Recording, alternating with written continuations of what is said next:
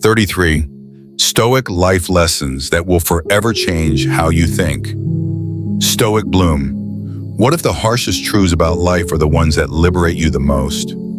Imagine waking up one day, looking at your old self and realizing that version of me could never survive the wisdom I now carry. In today's video, we're unlocking 33 Stoic life lessons, profound truths that don't whisper, they roar. And once they sink in, you will never be the same. Let's begin. Part 1, Radical Ownership. Life is what you prioritize. People don't have no time. They have misaligned priorities. In reality, your schedule already tells the world what you value. So if someone says they're too busy for you, believe them. But also believe this, they're not too busy. They've simply placed you lower on their list. That truth stings, but it also sets you free. You no longer need to chase, beg, or convince. You simply observe and respond. Marcus Aurelius, the Stoic emperor, once wrote, "You have power over your mind, not outside events. Realize this and you will find strength." The modern translation, you own what you give your time to. And if you consistently give it to people or things that don't build you, you are silently consenting to your own depletion. Your calendar is your mirror. It reflects whether your goals are just hopes or priorities. When a man truly knows his worth, he no longer argues for attention. He creates a life that commands respect because time is the currency of life. And every second spent on what doesn't matter is a silent betrayal of what does. So ask yourself, are you prioritizing distraction or direction? Are you spending your day surviving or designing? The Stoic doesn't let the world decide for him. He decides what deserves him. And if you're still here nodding quietly while life drains you dry, consider this your sign to stop being everyone's option and start living like your presence is a privilege. If this message snaps something inside you like a rubber band stretched too long, good. That's growth knocking. Open the door. If you found value in this first life lesson, you're going to love what's next. Subscribe to Stoic Bloom now. Share this with someone stuck in the loop of people-pleasing, and drop a comment. What's one thing you'll stop prioritizing starting today? Stoic Bloom. Design your time, or it will design your regrets. Part 2. Guarding your inner peace. Not everything deserves a reaction. In fact, most things don't. And that's not indifference, it's discipline. Inner peace isn't found in a retreat, a weekend off, or even a quiet room. It's found in the small, silent decision to not allow every external disruption to invade your inner space. The Stoics called this keeping your ruling center intact. The unshakable core within you that no insult, no failure, and no mood swing from others should be allowed to touch. Epictetus taught, if someone succeeds in provoking you, realize that your mind is complicit in the provocation. That means your peace is never taken. It is surrendered. Moment by moment, emotion by emotion, thought by thought. When you let your peace be dictated by the behavior of others, you become a puppet on their string. But when you guard it, like a king protects his citadel, you reclaim your sovereignty. You stop giving your power away to every petty annoyance, to every look, to every tone, to every post on social media. Here's the truth most never admit. Peace is a power move. It's not passive. It's not soft. It's choosing stillness in the face of chaos, silence in the face of noise, and restraint in the face of provocation. And the moment you stop reacting, you start leading, because now you're moving from principle, not pressure, from depth, not drama. So the next time someone tries to shake your calm, remember their chaos doesn't belong in your nervous system. Stoic Bloom, your peace is your responsibility. Guard it like your soul depends on it. Part 3, the courage to be disliked. One of the most liberating moments in life is when you realize you do not need to be liked by everyone. And more importantly, You shouldn't try to be. The need to be liked is a hidden prison, a mental cage that quietly dictates how you speak, dress, act, and even think. You filter your truth. You hesitate to set boundaries. You mold your personality to match the room, not your reality. Why? Because you fear disapproval, like it's a death sentence. But here's the Stoic truth. Disapproval isn't fatal. In fact, it's often the sign that you're finally living in alignment with your values, not someone else's expectations. Marcus Aurelius once wrote, "I have to go where reason and the God within me lead me." He didn't say where public opinion leads me. He didn't say where my critics push me. He followed logos, the inner compass of a rational mind and a virtuous soul. To have the courage to be disliked is to walk into a room and not shrink. To speak your mind without apology. To choose your principles over popularity. Because popularity is fickle, but principle endures. Not everyone will understand your boundaries. Not everyone will accept your truth. That's okay. Their comfort is not your compass. In a world obsessed with followers, the Stoic seeks integrity. In a society addicted to validation, the Stoic seeks inner confirmation. So the next time someone withdraws their approval, smile, because you've just been handed a test. Will you betray yourself to win them back? Or will you stand tall, knowing that respect earned from truth is worth more than praise bought with performance? If you're ready to stop playing to the crowd and start standing in your own authority, this is your moment. Share this with someone who needs to be reminded. Your worth isn't up for public vote. Hit like, comment below with "I choose courage," and subscribe for more truth that cuts deeper than compliments. Stoic bloom. When you stop needing to be liked, you finally become free. Part 4, pain is a better teacher than pleasure. Pleasure whispers, but pain, it speaks with clarity. In our modern world, we've been trained to chase comfort and escape suffering at all costs. But the Stoics knew what many still resist. Pain is not the enemy. It's the instructor life sends when all gentle lessons have failed.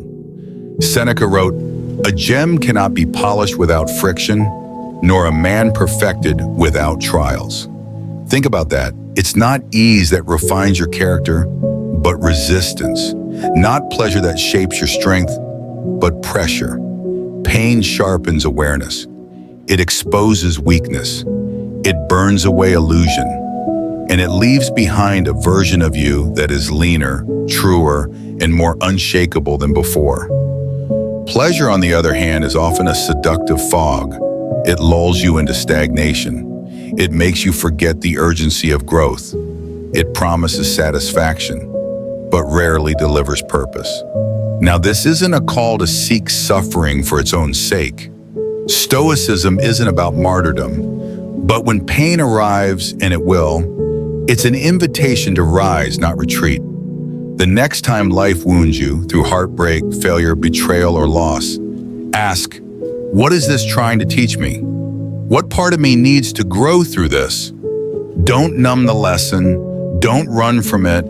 Face it head on with the poise of a Stoic warrior who sees pain not as punishment, but as refinement. Because every scar holds a story, and every wound, when met with wisdom, becomes a doorway to strength. Stoic bloom.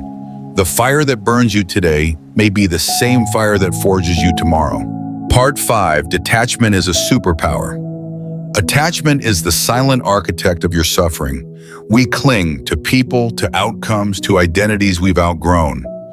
We hold tightly to what once made sense, long after it stopped serving us. And then, when life inevitably shifts, we break. Not because we're weak, but because we resisted letting go. The Stoics practiced apatheia, not indifference, but disciplined detachment.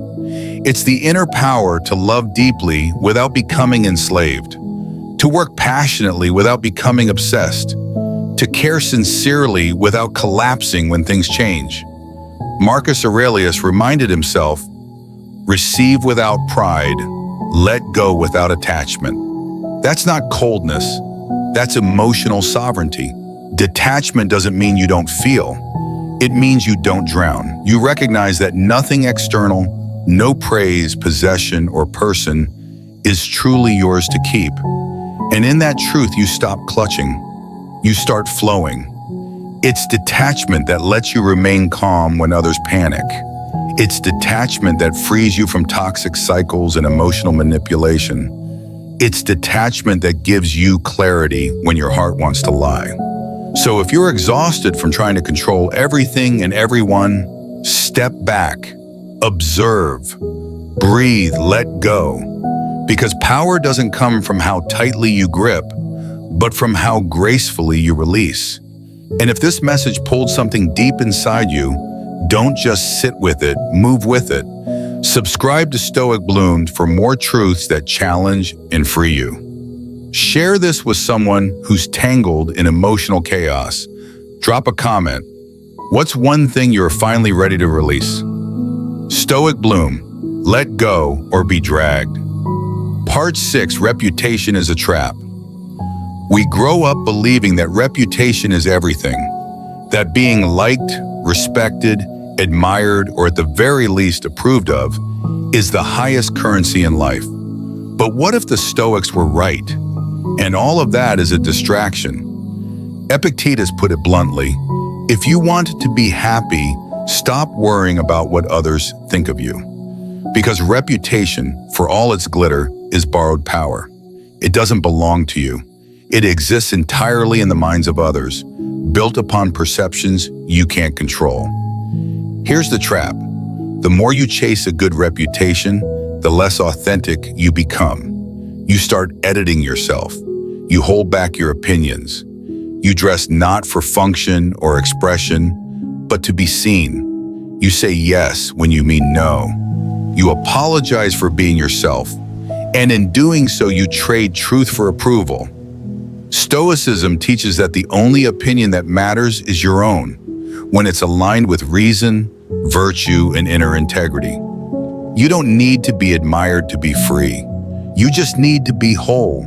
Let people misunderstand you. Let them judge you. Let them twist your silence into arrogance, your confidence into coldness. None of that is your burden. What matters is that when you lie down at night, you're at peace, not because the world clapped for you, but because you didn't betray yourself. Because in the end, reputation fades. But character, that's eternal. Stoic Bloom, choose character over clout. Part 7, discipline over motivation. Motivation is like the weather. It comes and goes without notice. Some days you feel unstoppable. Other days you can barely get out of bed. That's the problem. If you rely on motivation to build your life, your dreams will always be held hostage by your mood. Marcus Aurelius didn't wait to feel like it. He woke each day with purpose, writing.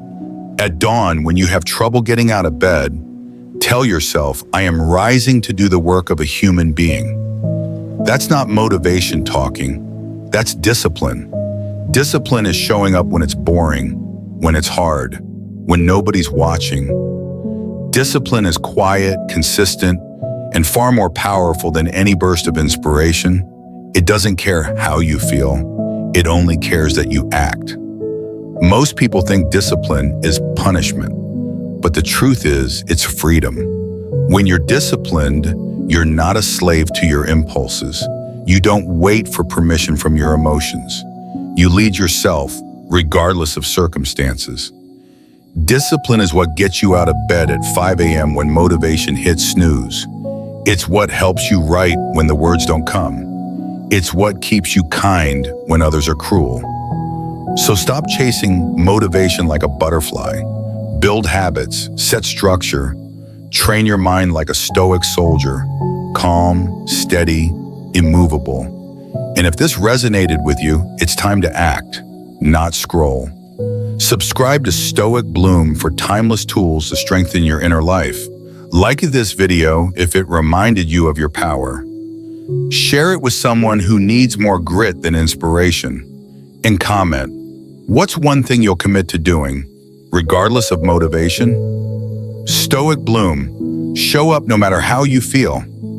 Final summary, life doesn't hand us a manual, but it hands us moments. Moments of pain, rejection, silence, and discomfort. And in those moments, if we're brave enough to lean in rather than escape, something remarkable happens. We grow. Each of the lessons you have just explored, it is a compass, guiding you not to comfort, but to clarity, to resilience, to the kind of inner strength that doesn't shout but endures. The Stoics never promised an easy path. What they offered instead was a powerful question. What is within your control? And if you've watched this far, you already know the answer lies not outside, but within you.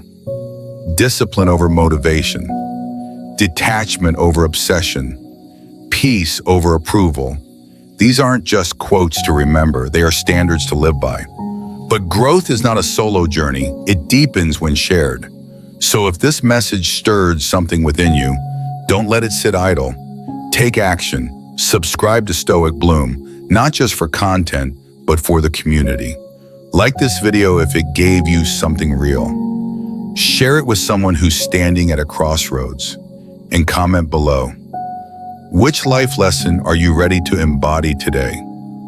The world may not slow down, the noise may not stop, but here we build stillness, we sharpen thought, we walk forward with clarity.